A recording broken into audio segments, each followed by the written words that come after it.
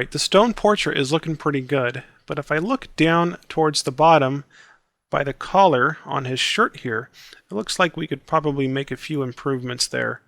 So it looks just a little bit more realistic. I'm going to go ahead and select the zoom tool and just zoom into the bottom here. And what I'll do over here on the layers palette, let's go ahead and select the portrait copy layer right here. Then over here on the toolbar, what I want you to do is select the dodge tool, and we're going to paint on this collar just to give it just a little bit more depth. So I've selected the dodge tool, and for the range, I'm going to keep that at shadows. And for the exposure, let's go 50%. 40, 50, 60% around there should be just fine. Let's go ahead and right click on the image and adjust the size of the brush. And I want to set a brush size just big enough to ride along the edge of the collar here. Just right here where his shirt splits going down. Right on that edge. So I want a brush that fits right in there. It looks like I just about got it already. I'll go ahead and adjust this just a little bit. That looks pretty good. I can always come back later and change it. But what I'm going to do is make sure that I'm on the portrait copy. I'm going to click the mouse and right along the top of this collar. And you can start to see a highlight being created on the collar. Look at that. And I'll go ahead and write along that. I'll just try this. Alright, I'm going to try that one more time.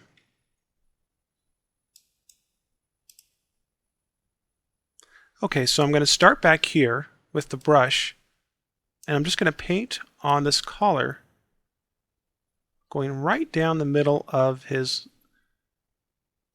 material here on his shirt.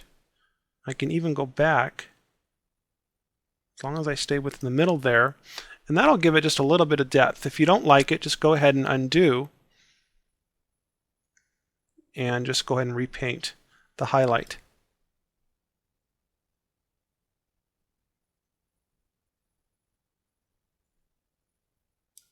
There we go, looking much better.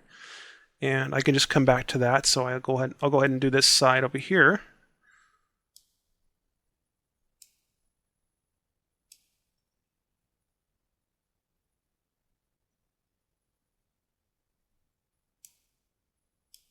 This will just make it pop out a little bit, give more of a realistic effect here. I could go back over it, but it might be a little bit too harsh. I'll lower this down to about 30%.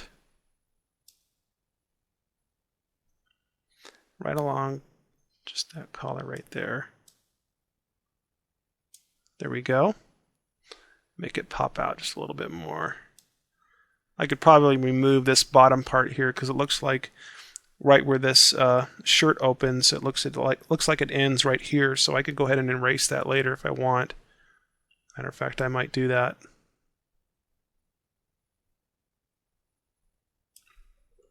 Okay, and I'll just go ahead and zoom out so we can look at that and see that's looking a little better. So we want to make everything look as dynamic as possible, and when you're applying textures to the stone or to portraits, you'll find that there's going to be cracks that are going over places where you don't. It just makes it look fake. Like you can see, if I'll zoom in here, you can see this crack going right over this collar, and then it goes through this button here, and it's too straight. A cool little trick that you can do is to make sure that the stone texture layer is activated. At least the bottom one, because that's the most powerful one. The top one here only has about 35% opacity, so I would click on the bottom one and just come over here to the toolbar, and you can grab the clone stamp tool, and to cover up these areas that just don't look real, I mean, if you really want to get, intricate here with the details, you can just go as far as you want. But I can hold down Alt, which is Option on the Mac, and sample an area next to the crack, and then just cover that up. You see that? So it doesn't look like the crack is running through the collar as much. And I can click on this other stone texture layer and just do the same there as well. Just get a full patch. You see that? So that looks a lot better. And if you don't want anything on the buttons here, or whatever, I'm working with buttons. It just happens to be that's what is on his shirt. He might be working with a portrait that doesn't have buttons. So, but we want to make this look as real as possible. And I'm going to hold down the space bar, and let's just move around the image here and look around.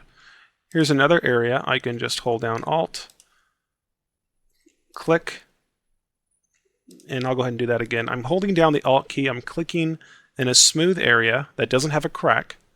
To sample, I release the Alt key, and then I click over the crack. You see that? And that patches it up. So I'm just doing this very quickly.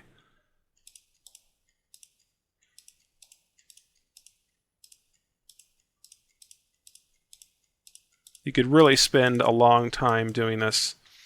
I mean, you could just spend hours making this look perfect. And some people like to. I've spent hours just making something perfect just because it's therapeutic. Let me go ahead and just click on this portrait copy and dodge tool, and I'll just make this highlight a little bit stronger, 40%. And I'll decrease the diameter a little bit, and then I'll ride this along the very top here because I want this to pop out. Probably end up going 50% on exposure, and just so that just so it points out there just a little bit more. Turn this down a little bit. Really mostly like a trial and error.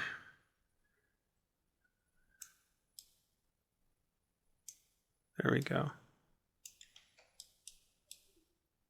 Because what we're doing is we're creating depth here.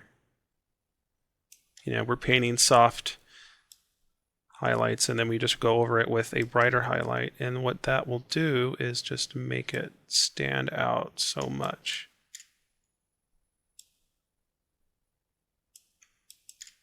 And it may even make it stand out too much. You just have to zoom out and look at your work. But that is how we can patch up the cracks and touch up clothing. If if your images have lots of clothing, you can do that. All right, so this looks pretty good. Let's go ahead and move on. I'm going to go ahead and zoom out here, and we can see our work. There we go. All right. Now that has a lot more depth than it did before. You can see that we can look at the before here. This is the before we added the depth, and which by not having the highlights there, you can see that it's just sort of flat. So it has just a very flat look to it. But after we did add the highlights, we can see now it just stands out there. And we could probably even go back and add a little bit more if we wanted to. That looks pretty good. Let's go back to the layers palette. Okay, I'm just going to go through here real quick and just make a few little adjustments and touch up a few areas, such as the water texture that we applied.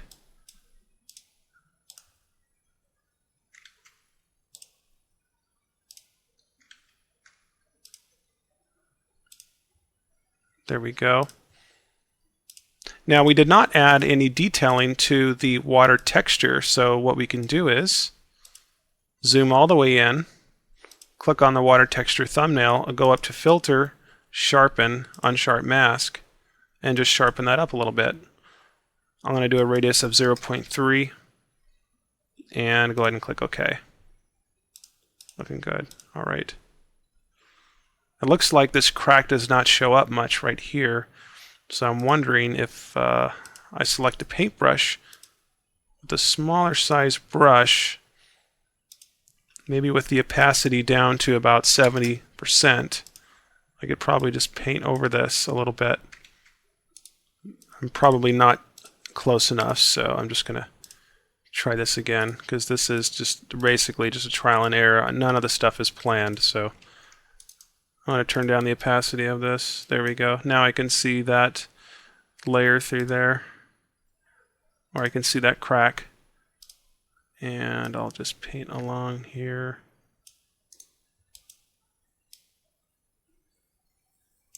There we go. increase that opacity all the way back up, and that makes that crack just a little bit more visible there. Okay, and I'll go ahead and zoom out. Alright, so that's how we can convert portraits into stone. Now this is just the first stage. You can go ahead and leave it like this, or if you have a photo at home you would like to try out, you can just apply the texture and all the effects to that photo and the clothing and everything, and you can leave it like that, and you can even add your own backgrounds. You can select the whole thing and copy it, copy merged, and what you can do is you can select a new image and then paste it into a new image. Now you have the ability to drag this stone over any image, like any background, like a, like a castle or whatever, or any other creative background, texture backgrounds that you have. But to make this tutorial complete, I wanted to go ahead and show you how I created the stone bust. And the stone bust effect is what you see right here. This is the final effect that you saw in the beginning of the video. So I'm going to show you how to create this effect right now. If you would like to continue, I'm just coming along for the ride. Here we go.